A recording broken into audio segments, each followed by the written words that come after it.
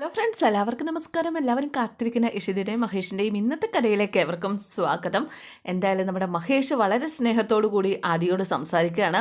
നീ എന്ത് സ്നേഹത്തോടെയാണ് എന്നോട് സംസാരിച്ചത്? ഡാഡിയെ പറ്റിക്കുക? ആരാ നിങ്ങൾ? ഞാൻ നിന്നോടല്ലേ പറയുന്നത് മോനെ. ഞാൻ എപ്പോഴാണ് നിങ്ങളോട് സ്നേഹത്തിൽ സംസാരിച്ചത്?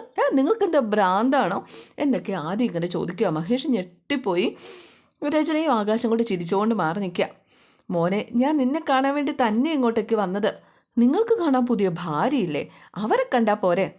മോനെ, ഞാൻ രണ്ടാമത് വിവാഹം കഴിച്ചത് ഈ ചിപ്പിക്ക് വേണ്ടി മാത്രമാണ്. മറ്റൊരു റിലേഷൻഷിപ്പും ഞങ്ങൾ തമ്മിലില്ല. ചെറിയ കുട്ടിയായതുകൊണ്ട് പൊട്ടത്തരം വിളിച്ച് പറയരുത് എന്നോട്. എന്നെ പറ്റിക്കാന്ന് നോക്കണ്ട. അല്ല മോനെ, ഞാൻ ചിപ്പിക്ക് വേണ്ടി മാത്രമാണ് വിവാഹം ചെയ്തത്. അതെന്നാ തെളിയിക്ക്. ഇപ്പം നിങ്ങളെ എനിക്കിഷ്ടമല്ല. അവരുടെ പേരെന്താ? ഓ, ഇഷിത. അവരെ ഉപേക്ഷിച്ചിട്ട് വാ. അവരെ ഉപേക്ഷിച്ചിട്ട് വന്നാൽ ഞാൻ ഡാഡിയെന്ന് വിളിക്കാം എന്നൊക്കെ പറഞ്ഞിട്ട് ആദ്യം അങ്ങ് പോവുകയാണ്. അപ്പോഴേക്കും ആകാശ് മഹേഷിൻ്റെ അരികിലേക്ക് വന്നു, ഒരു വിസിലൊക്കെ ഊതിക്കൊണ്ട്. ഹലോ, മുഖത്തേക്കൊന്ന് നോക്കടോ എൻ്റെ പൊന്നെ. അല്ല, മകൻ എന്ത് പറഞ്ഞു? ഉമ്മ തന്നോ അതോ തല്ല് തന്നോ? എന്ത് പറ്റി ഇങ്ങനെ മുഖം വളിച്ചിരിക്കുന്നത്? നിന്റെ തകർച്ചയാണ് എൻ്റെ ലക്ഷ്യമെന്ന് പറഞ്ഞാൽ അത് വീണ്ടും വീണ്ടും റെപ്പിറ്റേഷനായി പോവും. കുറേ നാളായാലോ തകർക്കുന്നും പറഞ്ഞ് നടക്കുന്നു എന്ന് ആളുകൾ ചോദിക്കില്ലേ? നിൻ്റെ ചിതയ്ക്ക് തീ കൊളുത്തണം. നിൻ്റെ ചിതാഭസ്മം എടുത്ത് എനിക്ക് അവരെ കാണിച്ചു കൊടുക്കണം. അപ്പോൾ ആകാശ് മനോഹർ ആരാണെന്ന് നെയ്യും അവരും ഒക്കെ മനസ്സിലാക്കും. ചിതാഭസ്മത്തിൽ നിന്ന് ഒരു നുള്ളെടുത്ത് എൻ്റെ നെറ്റിയിലങ്ങ് തോടും. കേട്ടോടാ എന്നൊക്കെ പറഞ്ഞുകൊണ്ട് സുന്ദര കഴുത എന്നൊക്കെ വിളിച്ചുകൊണ്ട് ആകാശ് അവിടെ നിന്ന് പോവുകയാണ്. ആകാശിന് അസൂയുണ്ട് മഹേഷിനോട്. സൗന്ദര്യം കൂടിയതിലും പൊക്കവും കൂടിയതിലും അതുപോലെ തന്നെ ഈ പറയുന്ന അവൻ ഇഷ്ടം പോലെ ആ ഒരു പേരെടുക്കുന്നതിലൊക്കെ CEO എന്ന നിലയിൽ ഉയരുന്നതിലൊക്കെ ആകാശിന് അത് ഒരു ഇഷ്ടക്കേടുണ്ട്. ആകാശിനുള്ളത് പൈസയും കുറേ അഹങ്കാരവും ആ ഒരു ക്രൂരതയും മാത്രമാണ്. പിന്നെ കാണിക്കുന്നത് അങ്ങോട്ടേക്ക് നമ്മുടെ ചിപ്പിമോളും ഇഷിതയും വരികയാണ്. സുജിമോളുടെ പരിപാടി കൊള്ളാലോ എന്നൊക്കെ പറഞ്ഞുകൊണ്ടാണ് ചിപ്പിമോളുടെ വരവ്. അപ്പോഴേക്കും മോൾക്ക് വെൽക്കം ഡ്രിങ്ക്സ് വല്ല വേണോ എന്ന് ഇഷിത ചോദിച്ചു കഴിഞ്ഞപ്പോഴേക്കും അത് അമ്മയ്ക്ക് വേണോ? മോൾക്ക് വേണോ? അമ്മയ്ക്ക് വേണമെങ്കിൽ എൻ്റെ പൊന്ന് കള്ളിപ്പെട, നിനക്ക് വേണമെങ്കിൽ വേണമെന്ന് പറഞ്ഞാൽ പോരെ. എന്തിനാ വെറുതെ ഈ ജാട എടുക്കുന്നത്? അങ്ങനെ വെൽക്കം ഡ്രിങ്ക്സ് ഒക്കെ കഴിച്ചുകൊണ്ട് ചിപ്പിയും വിശുദ്ധയും കൂടെ താഴെ നിൽക്കുകയാണ്. ആ സമയത്ത് രജനി ആകാശം മോൾ ഇന്ന് കണ്ടു. ദേ ചിപ്പി മോള്, ഞാനൊന്ന് കണ്ടിട്ട് വരട്ടെ. തന്നെ മൈൻഡ് പോലും ചെയ്യില്ല അവള്. എന്നാലും എൻ്റെ കുഞ്ഞല്ലേ, അവളുടെ കൂടെ അമ്മയില്ലേ? അവളെങ്ങനെ ചിപ്പിയുടെ അമ്മയാകും? അതൊന്നും എനിക്കറിഞ്ഞൂടെ. വെറുതെ പോയി തല്ല് വാങ്ങിക്കാനാണേ പോയിട്ട് വാ. അത് മാത്രമേ എനിക്കറിയൂ.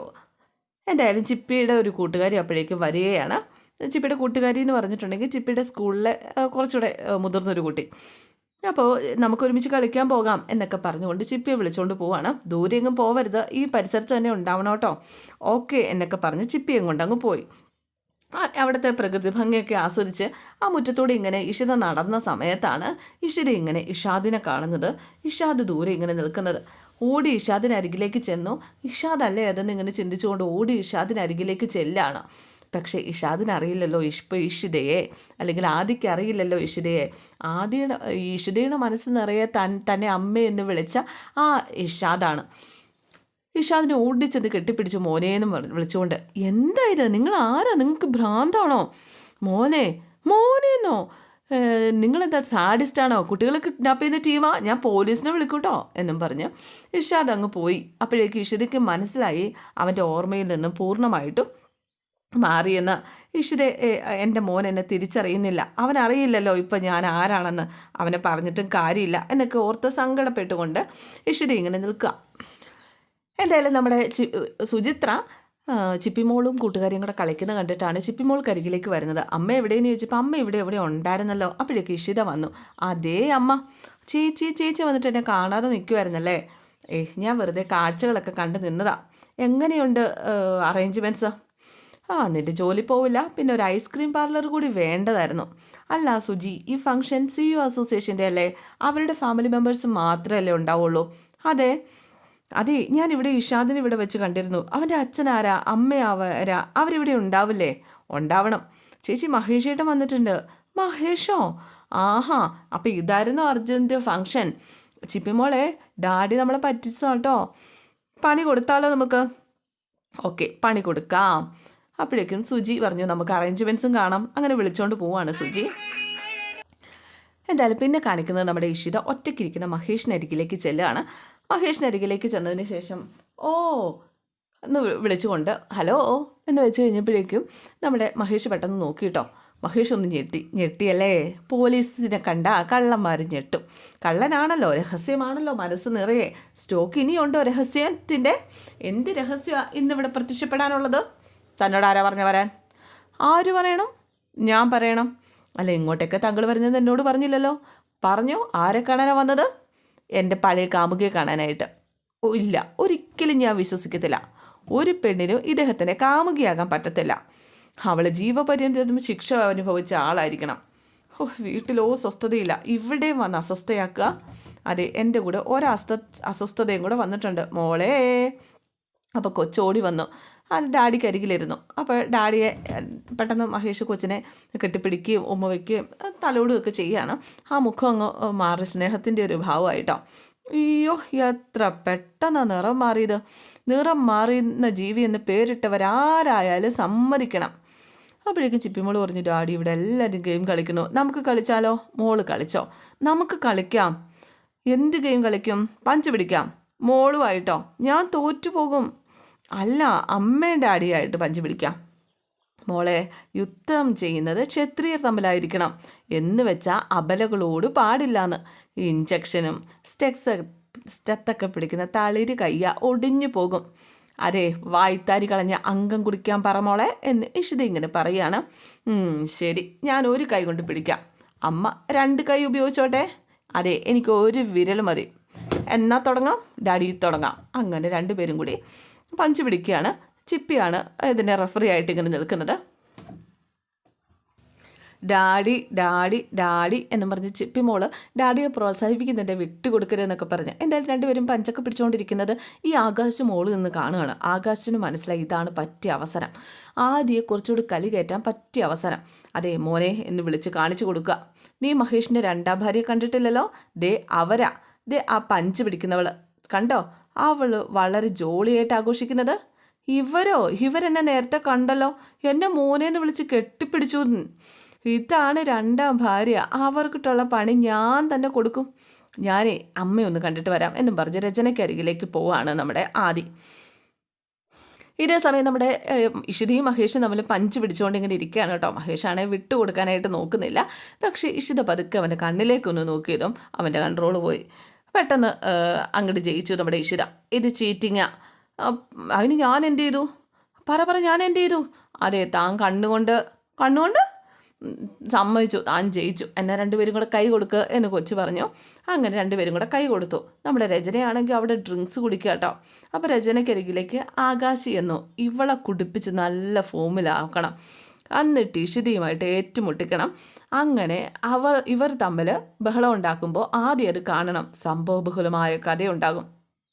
എന്തായാലും നമ്മുടെ ആകാശ് നമ്മുടെ രചനയോട് പറയാണ്, രചന നീ കണ്ടായിരുന്നോ? ഓഫ്, ഇഷിതയും ആകാശം തമ്മിൽ ഇഷിതയും മഹേഷും തമ്മിൽ എന്താ ഭയങ്കര റൊമാൻസ്, പരസ്യമായിട്ട് ചുംബിച്ചു. അവരുടെ അനാശാസ്യം ഞാൻ തീർത്തു കൊടുക്കാം. ഇവിടെ വെച്ച് തന്നെ നീ തീർക്കുമോ? ഇവിടെ വെച്ച് തന്നെ ഞാൻ തീർക്കും. രചന ആരാണെന്ന് ഇന്ന് അവൾ അറിയും എന്ന് ആകാശ് പറഞ്ഞ് എരിവ് കയറ്റു കേട്ടോ. എടുത്തു കുറച്ചുകൂടി കുടിച്ചിട്ട് ആകാശിനോട് പറഞ്ഞു, ആകാശ് വാ എന്നും പറഞ്ഞ് രചന അങ്ങ് പോവുക. എന്തായാലും നമ്മുടെ അനുഗ്രഹയും അതുപോലെ തന്നെ വിനോദും കൂടിയാണ് സുചിത്രയുടെ ക്ഷണം സ്വീകരിച്ച് സുചിത്രയുടെ പരിപാടി കാണാനായിട്ട് വന്നിരിക്കുന്നത്. വിനോദിനെ മാത്രമേ ക്ഷണിച്ചുള്ളൂ, പക്ഷേ അനുഗ്രഹം കൊണ്ടാണ് വിനോദ് വരുന്നത് കേട്ടോ. സുചിത്രയ്ക്കരികിലേക്ക് വിനോദ് വന്നു കഴിഞ്ഞപ്പോഴേക്കും അനുഗ്രഹയ്ക്കൊരു ഫോൺ വന്നു. അനുഗ്രഹം അവിടെ നിന്ന് സംസാരിക്കുകയാണ്. ഓ, ഇവളുമായിട്ടാണോ യാത്ര? എനിക്കത്രയ്ക്ക് രസിക്കുന്നില്ല. എടോ, ഇത് തൻ്റെ പ്രസ്റ്റീജ് പ്രോഗ്രാം അല്ലേ? തൻ്റെ പ്രോഗ്രാം എന്ന് പറഞ്ഞപ്പം ഞാൻ തൻ്റെ പ്രോഗ്രാം കാണാൻ പോകുന്നു എന്ന് പറഞ്ഞപ്പോൾ അവളും വരുന്നു എന്ന് പറഞ്ഞു. പാവല്ലേ. എന്തായാലും കേരളത്തോടുള്ള സ്നേഹം കൊണ്ടല്ലേ? ഓ, കേരളത്തോട് മാത്രമാണോ സ്നേഹം? അപ്പോഴേക്കും അനുഗ്രഹം വന്നു. നിൻ്റെ പ്രോഗ്രാമാണെന്ന് ഇവൻ പറഞ്ഞു സുചിത്ര. ഇതാ അറിയണമല്ലോ നിൻ്റെ അറേഞ്ച്മെൻറ്റ്സ് ഒക്കെ. നന്നായിട്ടുണ്ട്, കൺഗ്രാജുലേഷൻസ് വിനോദേ. ഇവളെ കണ്ട അന്ന് മുതലേ എനിക്കിഷ്ടമായി. Very cute. മഹേഷ് ഏട്ടൻ വന്നിട്ടുണ്ടോ? ചേച്ചിയും ചിപ്പിയൊക്കെ ഉണ്ട് എന്ന് സുചിത്ര പറഞ്ഞു, എനിക്ക് ചിപ്പി ഒന്ന് കാണണം. അവളെന്നെ കണ്ടാൽ അറിയുമെന്ന് അറിഞ്ഞൂടാ, നേരിട്ട് ഒരു തവണയേ അറിയുള്ളൂ. അവൾ ഇവിടെ കറങ്ങി നടക്കുകയായിരിക്കും. എന്നാൽ ഞാനൊന്ന് കണ്ടിട്ട് വരാം. ഞാനും വരുന്നു എന്ന് പറഞ്ഞ് അനുഗ്രഹയും വിനോദിനോടൊപ്പം പോവാണ്. ഇതൊന്നും പിടിക്കുന്നില്ല നമ്മുടെ സുചിത്രയ്ക്ക്. ഇവൾക്ക് വാറണ്ട് കൊടുക്കേണ്ട സമയമായിട്ടുണ്ട്. എന്തെങ്കിലും ഒരു പ്ലാന്റ് കണ്ടെത്തണം. നമ്മുടെ ഇഷിത ചിപ്പിമോളെ അന്വേഷിച്ച് നടക്കുന്ന സമയത്ത് ഇഷിത മറ്റൊരു കാഴ്ച കാണുവാണ്. ഇഷാദ് മദ്യം വിളമ്പുന്നിടത്ത് ഇഷാദുണ്ട്. മാത്രമല്ല ഒരു ഗ്ലാസ് എടുത്ത് കൈ പിടിച്ചിട്ടുമുണ്ട്. ഇത് കണ്ടു കഴിഞ്ഞപ്പോഴേക്കും ഇഷിതയ്ക്ക് സഹിച്ചില്ല കേട്ടോ. ഇഷാദ്, നീ എന്തീ കാണിക്കുന്നേ? അതവിടെ വെച്ചേ, നീ എന്തിനാ ഇങ്ങോട്ട് വന്നത്? ഇതൊക്കെ ചോദിക്കാൻ നിങ്ങളാരാ? നിങ്ങൾ പോയേ എന്നൊക്കെ പറഞ്ഞുകൊണ്ട് അതായത് നമ്മുടെ ഇഷാദ്. അപ്പോഴേക്ക് ഇഷിത ദേഷ്യത്തോടു കൂടി അതവിടെ വെക്കാനാ പറഞ്ഞത്. നിങ്ങളോട് പോകാനല്ലേ പറഞ്ഞത്? പറഞ്ഞ അനുസരിക്കില്ലേ? ആരാ നിങ്ങൾ രണ്ടാം കെട്ടുകാരി, നിങ്ങൾക്ക് ഞാൻ കാണിച്ചു തരാം എന്ന് പറഞ്ഞുകൊണ്ട് നമ്മുടെ ആദി അങ്ങ് പോവുകയാണ്.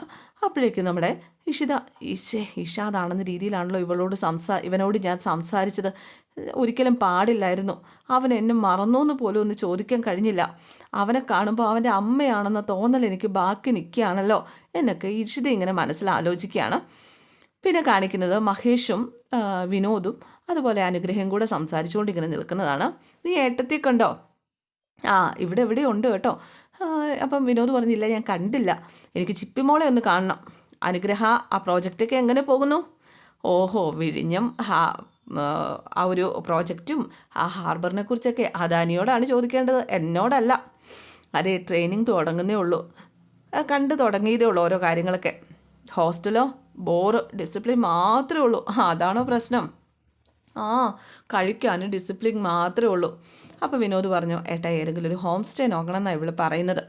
അപ്പോൾ ഏതെങ്കിലും ഒരു ഹോം സ്റ്റേ അല്ല മഹേഷ് ഏട്ടാ, എന്നെ 100-ലോ 101-ലോ അക്കോമഡേറ്റ് ചെയ്യാമോ? എന്ത് നല്ല ഫാമിലീസാ. നോക്കട്ടെ എന്ന് മഹേഷ് പറഞ്ഞു. വിനോദിന് കോൾ വന്നു കേട്ടോ. വിനോദും അനുഗ്രഹയും പോകുന്നത് കണ്ടു കഴിഞ്ഞപ്പോഴേക്ക് വിനോദിന് അനുഗ്രഹം നല്ല ജോഡിയാണല്ലോ എന്നാണ് മഹേഷിന് തോന്നിയത്. പിന്നെ കാണിക്കുന്നത് ആകാശിനെയും രചനയും. ആകാശ്, എൻ്റെ മോൻ എവിടെ എന്നൊക്കെ രചന ഇങ്ങനെ ചോദിക്കുകയാണ്. കുടിച്ചിട്ട് ആ ഒരു രീതിയിലാണ് നിൽക്കുന്നത്. ആകാശ് പറഞ്ഞ അവൻ ഇവിടെ എവിടെയെങ്കിലും കാണും, അവൻ എൻജോയ് ചെയ്യട്ടെ, അവൻ്റെ സന്തോഷമല്ലേ നമ്മുടെ സന്തോഷം. അവൻ മഹേഷിനെ തള്ളിപ്പറയട്ടെ, അത് കേൾക്കാനും കാണാനും എന്താ സുഖം. മഹേഷുമായിട്ട് അവൻ മീറ്റ് ചെയ്ത അപകടവാ.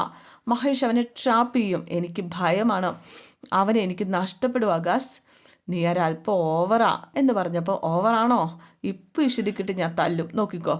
എൻ്റെ ജീവിതം തൊലച്ചത് അവളാ. She's the only person who. ചതിച്ചവൾ. അപ്പോഴേക്ക് ആകാശിന് കോള് വരിക. ഒറ്റ മിനിറ്റ് എന്ന് പറഞ്ഞ് ആകാശ് അങ്ങ് പോയിട്ടോ. അപ്പോഴാണ് രചന കാണുന്നത് ചിപ്പി മോളെ എന്നൊക്കെ പറഞ്ഞുകൊണ്ട് ഇഷിത അതിലേക്ക് ചിപ്പി മോളെ വിളിച്ച് നടക്കുന്നത്. എടി ഇങ്ങോട്ട് വാടി എന്നും പറഞ്ഞുകൊണ്ട് രചന അവളെ കൈയാട്ടി വിളിച്ചു കേട്ടോ. ഇഷിത ഒട്ടും മടിച്ചില്ല. ഇഷിത അങ്ങ് ചെന്നു. ഇങ്ങോട്ട് വാടി, എന്ത് വേണം എന്ന് ഇഷിത ചോദിച്ചപ്പം, നീ എൻ്റെ മോളെ കൊന്നു കളഞ്ഞോടി. നിന്നോടാ ഞാൻ ചോദിച്ചത്. എൻ്റെ മഹേഷിനെ തട്ടിയെടുത്തവളെ നിന്നോടാ ചോദിച്ചത്. എൻ്റെ മോൾ എവിടെയടി? പറയടി, എൻ്റെ സ്വന്തം മോളാടി അവള്. ദേ രചന, നീ ഓവറായിട്ട് മദ്യപിച്ചിട്ടുണ്ട്. എടി, അതെൻ്റെ ഇഷ്ടമാടി. അപ്പോഴാണ് നമ്മുടെ ആദി കാണുന്നത് ഇവർ തമ്മിലുള്ള വഴക്ക്. ഇഷിത അങ്ങ് പോകാൻ തുടങ്ങുകയാണ്. അപ്പോഴും ആ രചന പിടിച്ചു നിർത്തുകയാണ് കേട്ടോ. നിൽക്കടി അവിടെ, നീ എവിടെ പോവാ? രചന, കൈവിട്, എനിക്ക് പറയാനുള്ളത് കേട്ടിട്ട് പോയാൽ മതി. നമ്മുടെ ആദി കാണുന്നത് അയാളുടെ സെക്കൻഡ് വൈഫ്, അതായത് മഹേഷിൻ്റെ സെക്കൻഡ് വൈഫ് അമ്മയെ വഴക്ക് പറയുന്നു. അത് ശരിയല്ലല്ലോ. ഇതേ സമയം രചന കൈവിടെന്നും പറഞ്ഞുകൊണ്ട് ഇഷിത ഇവളോട് പറയാണ്. മാത്രമല്ല ഇഷിത രചനയോട് ദേഷ്യപ്പെടുകയും ചെയ്യുന്നുണ്ട്. എല്ലാത്തിനും ഒരു ലിമിറ്റുണ്ട്. നിനക്ക് എന്തെങ്കിലും സംസാരിക്കണമെങ്കിൽ ബോധം തെളിയുമ്പോൾ വാ, അല്ലാതെ തല്ലുകൊണ്ടേ അടങ്ങുമെങ്കിൽ നേരെ വാ. നീ എന്നെ തല്ലൂടി എന്ന് ചോദിച്ചുകൊണ്ട് ഇവളുടെ കൊങ്ങക്ക് കയറി പിടിക്കാൻ പോവാണ് രചന. ഇഷിതയും മടിച്ചില്ല, ഒരൊറ്റ തള്ളു തള്ളി കേട്ടോ. അങ്ങനെ ഈ പെണ്ണി ചെന്നങ്ങോട്ട് വീണു. അപ്പോഴേക്കും നമ്മുടെ ആദ്യം ഓടി ചെല്ലുകയാണ്. ഇഷിത അങ്ങ് പോവുകയും ചെയ്തിരുന്നു. അമ്മേ എഴുന്നേക്കമ്മേ എന്ന് പറഞ്ഞ് കൊച്ചു പിടിച്ചെഴുന്നേൽപ്പിക്കുക. മോനെ, അവളാ എന്നെ തള്ളിയിട്ടത്, അവള്. അമ്മ നോക്കിക്കോ അമ്മേ, ഞാനിതിനെ റിവഞ്ച് ചെയ്യും, അമ്മ കണ്ടോ, അവരെ കൊണ്ട് ഞാൻ മാപ്പ് പറയിപ്പിക്കും എന്നൊക്കെ പറഞ്ഞ് കൊച്ച് രചനയും കൊണ്ടങ്ങ് പോവാണ്. എന്നിട്ട് രചനയെ ഒരു സ്ഥലത്ത് ഇരുത്തതിന് ശേഷം മഹേഷിൻ്റെ അരികിലേക്കാണ് പോയത് ആദി. അതേ, അപ്പോഴേക്കും ആദി എന്ന് കൊച്ചിനെ വിളിച്ച് ആദി മോനെ എന്നും പറഞ്ഞുകൊണ്ട് മഹേഷ് ചെല്ലുക. നീ പോയിന്നാ ഞാൻ കരുതിയത്. ഓഹോ, ഞാനില്ലാന്ന് അറിഞ്ഞിട്ടല്ലേ പുതിയ ഭാര്യയായിട്ട് എൻജോയ് ചെയ്യാൻ വന്നത്. എന്തൊക്കെയായിരുന്നു രണ്ടുപേരും കൂടി. അയ്യോ, വെരി അഗ്ലി ഫെലോസ്. അപ്പോൾ എനിക്ക് അത്തരത്തിലൊരു റിലേഷനും ഇല്ല എന്ന് മഹേഷ് പറഞ്ഞപ്പോൾ അധികം ആക്ടിങ് വേണ്ട, ഞാൻ കണ്ടതാണ്. അപ്പോഴാണ് നമ്മുടെ ഇഷിത ഈ കാഴ്ചയും കണ്ടുകൊണ്ട് വരുന്നത്. ഈ മഹേഷും ആദ്യം തമ്മിൽ സംസാരിക്കുന്ന ഈ കാഴ്ച ഇഷിത അന്തം വിട്ടിങ്ങനെ നിൽക്കുക. അപ്പോൾ ഇന്നത്തെ എപ്പിസോഡ് ഇവിടെ അവസാനിക്കുകയാണ്. See you. Okay, thank U.